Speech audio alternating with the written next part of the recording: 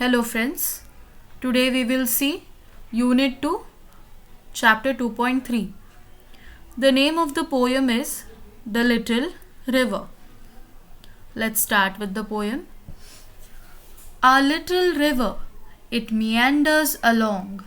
In summer, the water is only knee deep, and cows and carts can cross it with ease.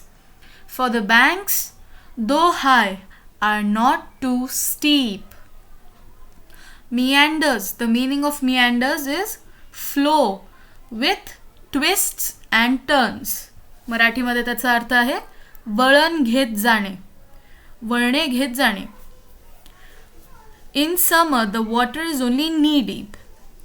उन्हाळ्यामध्ये ते पाण्याचं पातळी फक्त knee deepच असते असं त्यांना म्हणायचं आहे. And cows and carts can cross it with ease. Cows आणि कार्ट्स म्हणजे जे गुरं आहेत आणि जे बैलगाड्या आहेत ते खूप आरामाने ते पार करू शकतात त्या नदीला. For the banks though high are not too steep. Though high are not too steep म्हणजे जरीही ते काठा, नदीच्या काठा, बँक्स म्हणजे काठा, जरीही उंच असतील तरीही ते काही जास्त भिजलेले नाही. स्टीप म्हणजे भिजलेले किंवा स्टीपला वर्टिकल स्लोप असेही म्हणतात. No sign of slime, the sands shine bright.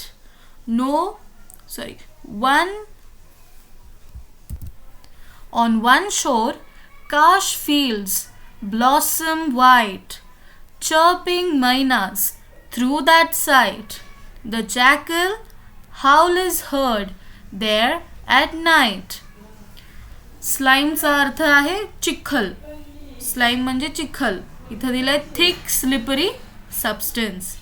The sands shine bright म्हणजे तिथे नो साइन ऑफ स्लाइम म्हणजे तिथे काही चिखल नाही. तिकडची जी माती आहे ती चमकत आहे. ऑन वन शोर काश फील्ड्स ब्लॉसम व्हाईट. एका काठावर काशच्या फील्ड्स आहेत. काशचं शेत आहे. काश म्हणजे tall grass with white feathery flowers. Chirping mynas through that sight. The jackal's howl is heard there at night.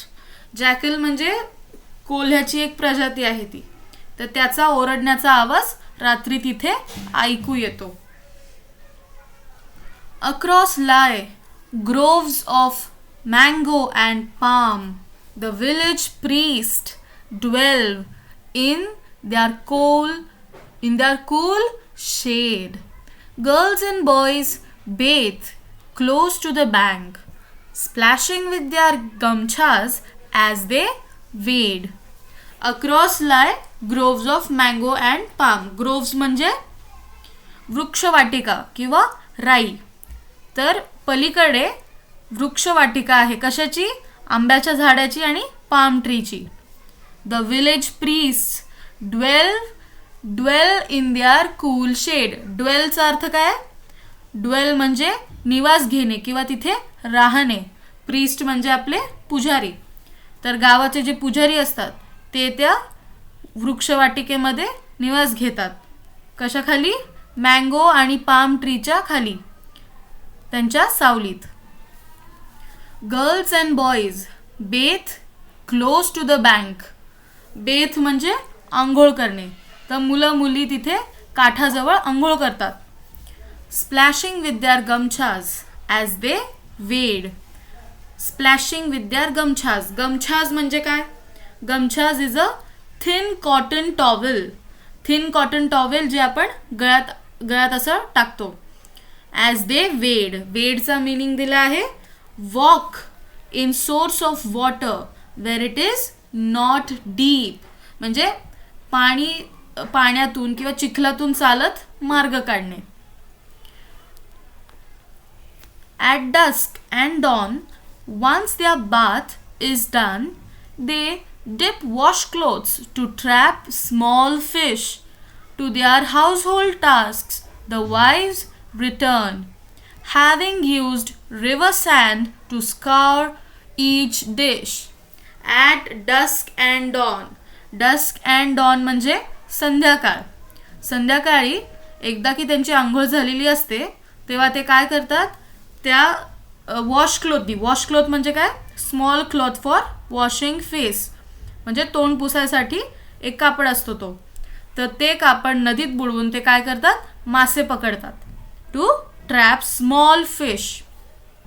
To their household tasks the wives return, having used river sand to scour each dish. Scour म्हणजे scrub करणे किंवा घासून पुसून स्वच्छ करणे. तर बायका काय करतात, ते जे सँड असतं, नदीचं जे सँड असतं, रिव्हर सँड, ते यूज करून भांडे घासून पुसून स्वच्छ करतात. In Ashad, clouds gather, the waters rise, the rivers inspate, the current grows strong, the air is rife with babbling sounds as the muddy torrent swirls along. The woods on shore stir to life again, and our village wakens to celebrate the rain. In Ashad, आषाढ म्हणजे आषाढ महिना.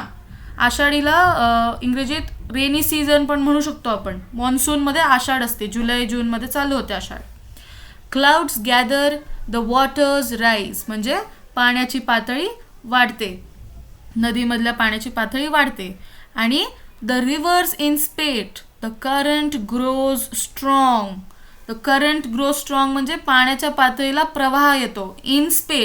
इन्स्पेटचा अर्थ काय आहे, a sudden flood in the river.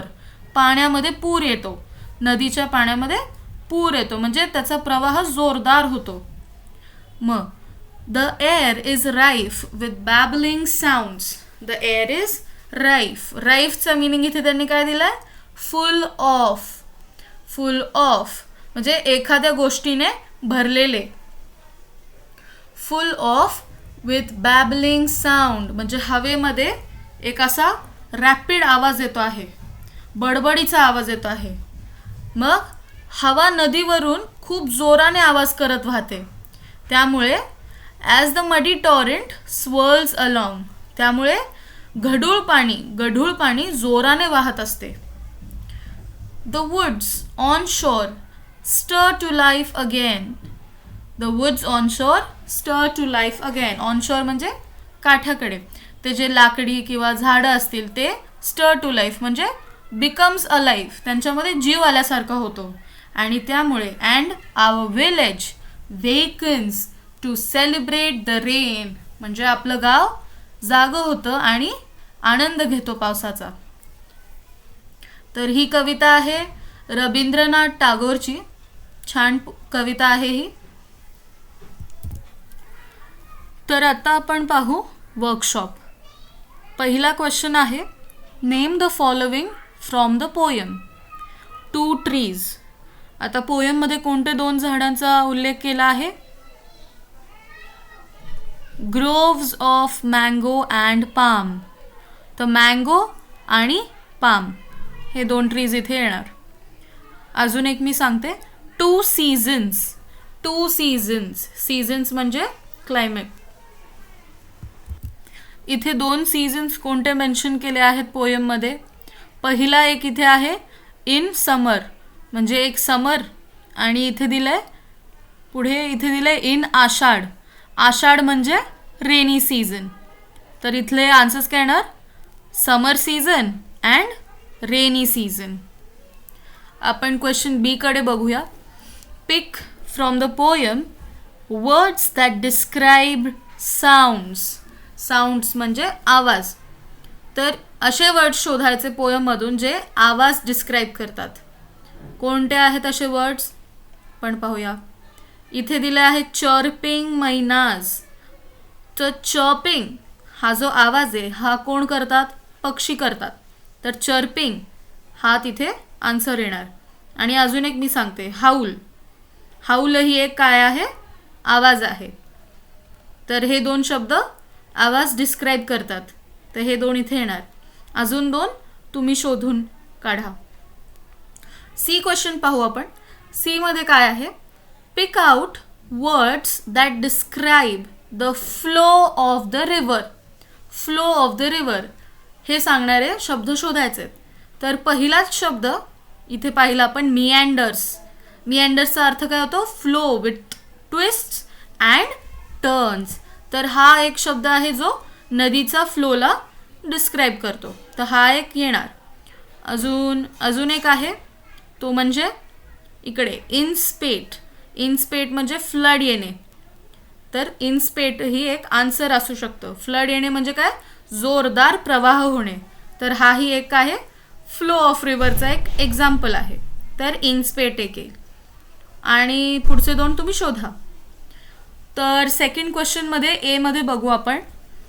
The question is find out 5 lines from the poem that contain the figure of speech alliteration. Underline the initial sound of words repeated in each of the lines. The figure of speech alliteration. Alliteration म्हणजे काय?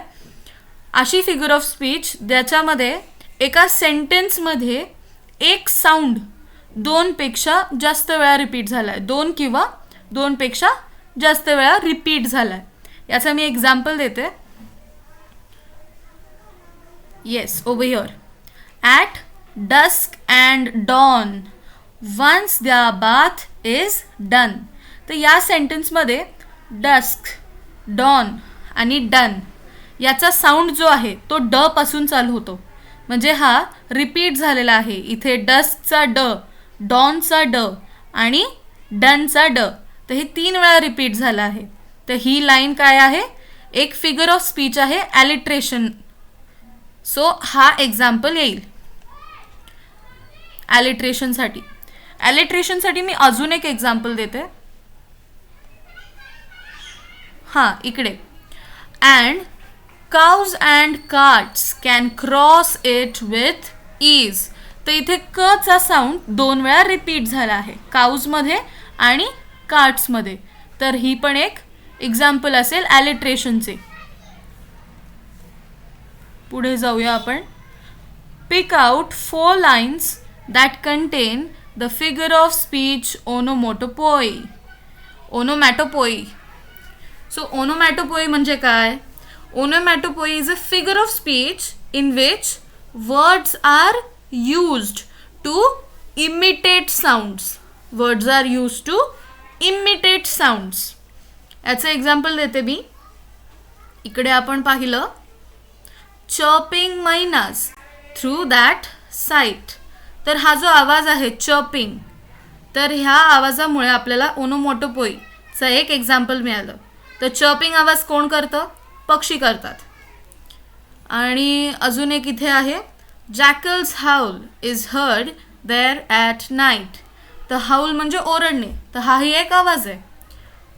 तर हे एक example झालं ओनोमॅटोपोईचं. अजून 2 तुम्ही शोधा. कवितेत आहे अजून 2. आणि थर्ड क्वेश्चन सोपा आहे. इथे काय करायचं आपल्याला? Rearrange the words in alphabetical order. तर याला आपल्याला अल्फाबेटिकल ऑर्डरमध्ये अरेंज करायचं आहे. हे सोपं आहे, तुम्ही करू शकता हे. What aspects from the poem do the following phrases describe? What aspects from the poem do the following phrases describe? The first phrase काय आहे? Their cool shade. तर their cool shade हे काय डिस्क्राईब करत आहे?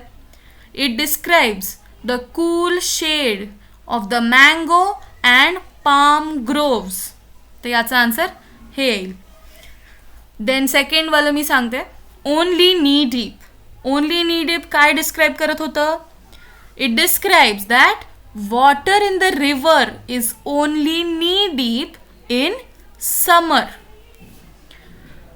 फिफ्थ क्वेश्चन काय? Fifth क्वेश्चनमध्ये दिलं आहे the poem describes 2 different pictures of the river in summer and in rainy season. Write down 4 points of contrast in the changing scene of the river. तर हे डिफरेन्शिएट बिटवीन सारखं झालं. म्हणजे river in summer, how was the river in summer? And how was the river in monsoon. तर हे आपल्याला points note down करायचे आहेत. तर 1-2 पॉईंट्स मी सांगते तुम्हाला. In summer the water in the river was knee deep. The water in the river was knee deep म्हणजे फक्त गुडघ्यापर्यंतच पाणी होतं उन्हाळ्यात. आणि मग in monsoon the river is flooded with river. Flooded with river हे आपण कुठे ऐकलेलं? इकडे. The rivers in spate the current grows strong. In स्पेटचा अर्थ काय होता? A sudden flood in a river. So in Ashadh और in the monsoon the rivers in स्पेट. So याचा इकडे आन्सर काय येणार? Flooded river. दुसरं मी एक सांगते. मिअँडर्स अलॉंग. मिअँडर्स अलॉंग ही आन्सर असू शकतं. आणि त्याचं कॉन्ट्रास्ट काय असेल? Current grows strong. मिअँडर्स म्हणजे कशी शांत नदी चालली आहे, ती वाहते, वळतीये है ना. Flow of with twist and turns म्हणजे ट्विस्ट अँड टर्न्स होतात ते, म्हणजे ती नदी आरामात वाहते. कधी? उन्हाळ्यामध्ये. पण जेव्हा मॉन्सून येतो, जेव्हा आषाढ येतो, तेव्हा ती नदी कशी वाहते? वेगाने वाहते. करंट ग्रोज स्ट्रॉंग म्हणजे त्याचा प्रवाह जोरदार होतो.